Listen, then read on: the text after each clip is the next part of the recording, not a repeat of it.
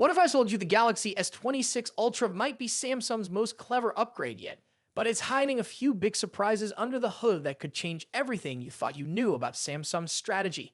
Welcome back, viewers! Sam here. Make sure to like, share this video, and hit that subscribe button for more juicy tech scoops coming your way.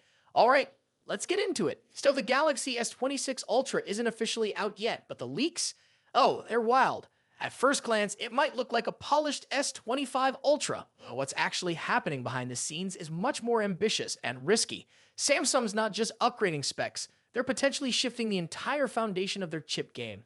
Yup, the biggest twist here isn't about the camera or the screen, it's about the brain of the phone. For the first time in years, Samsung may manufacture Qualcomm's next-gen Snapdragon 8 Elite Gen 2 chip using their own cutting-edge 2-in process. Think about that, Samsung making the chip that powers its rivals too. That's a bold play, and it could completely flip the chip industry if they pull it off.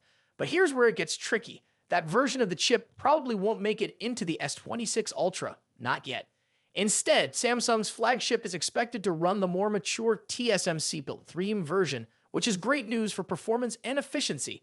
TSMC chips have been rock solid lately, and Samsung isn't ready to gamble flagship stability just yet. So why is this a big deal? Because it sets up a fascinating future. Samsung is clearly gearing up for a chip comeback, possibly saving their in-house Exynos 2600 for the next-gen foldables. That means the S26 Ultra gets the best Qualcomm has to offer now, while Samsung's chip team sharpens their blade for later. Now let's talk raw power. This Snapdragon 8 Elite Gen 2 is shaping up to be a beast. Rumors suggest a 30% boost in performance, bigger GPU cache for insane gaming, and next-level thermal management. Combine that with up to 16 gigabytes of LPDDR5X, or maybe even DDR6 RAM, you're holding a miniature supercomputer. And Samsung's not stopping there. The display is expected to be a 6.9-inch dynamic AMOLED D3X panel with a buttery smooth 165Hz refresh rate, up to 3000 nits brightness. Basically, it's going to look like a crystal clear IMAX screen in your hand, no exaggeration. But what about design? Don't expect wild changes yet. Samsung's keeping the titanium frame, those smooth, rounded corners, and the same sleek quad-lens rear camera setup. The real upgrade? A stronger Gorilla Glass armor front panel that's not only tougher but lighter too. Small tweak, big impact. Speaking of cameras, there's a twist. The rear 200MP main sensor stays, but Samsung might finally introduce a proper 50MP periscope telephoto and new 3x zoom sensor. More interestingly, the variable aperture trick from the Galaxy S9 might make a comeback for better low-light shots. Smart move, Samsung.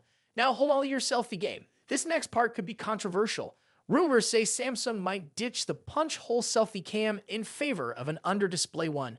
Cool in theory, but in practice, under-display cameras have been messed so far. Will Samsung actually risk a drop in selfie quality just for a cleaner look? That decision could either be futuristic or a flop. Battery-wise, you're looking at a 6,000 mAh monster with 120W fast charging. That's power for 2 days, a full recharge in under 30 minutes. No more battery anxiety.